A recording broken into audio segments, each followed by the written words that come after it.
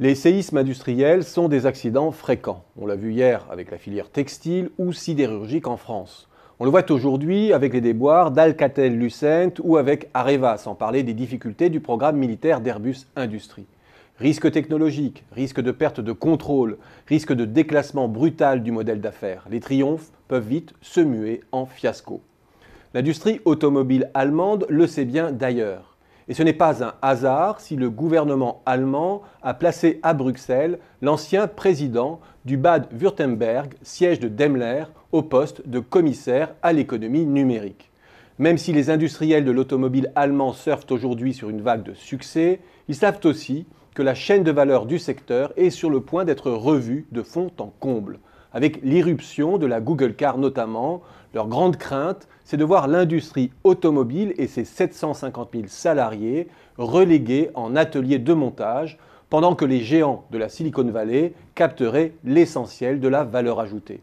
Celui qui possédera les données possédera le pouvoir. Pleinement conscient de ce risque, il s'y prépare, ce qui signifie que les parades sont déjà à l'œuvre.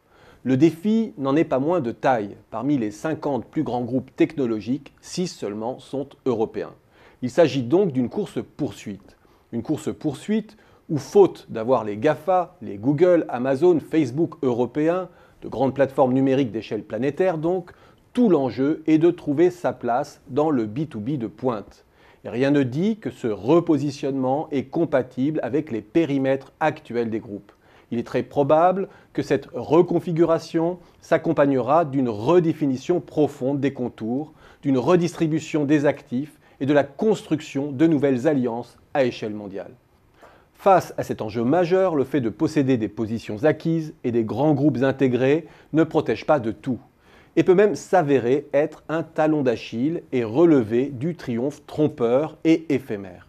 Même lorsqu'un modèle est périmé, la débandade des concurrents peut dans un premier temps légitimer le modèle des entités dominantes, qui bénéficient alors des effets de concentration. Le modèle n'en est pas moins condamné à terme, et cette illusion peut différer les ajustements. Dans une période de grand chambardement, être en avance d'une crise peut alors être un atout. Je pense à la France en disant cela. Je ne mets néanmoins aucune assurance dans ce propos. Nos défaites industrielles sont nos défaites et en faire le lit de notre rebond relèverait d'un optimisme aveugle. Je veux seulement souligner que nous vivons aujourd'hui une période de mutation suffisamment profonde pour que des défaites soient transformées en succès si elles sont bien négociées. Le fait aujourd'hui que de plus en plus de groupes incubent par exemple des startups en interne, que de plus en plus de talents tentent l'aventure entrepreneuriale, indique que nos déboires permettent de fertiliser de nouveaux positionnements.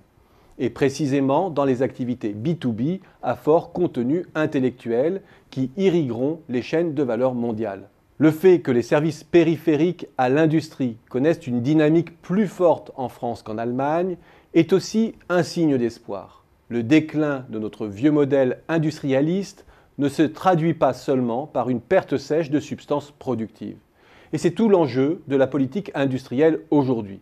Faire en sorte que notre déclin manifeste se transforme en coup d'avance dans la course-poursuite numérique dans laquelle est engagée l'Europe.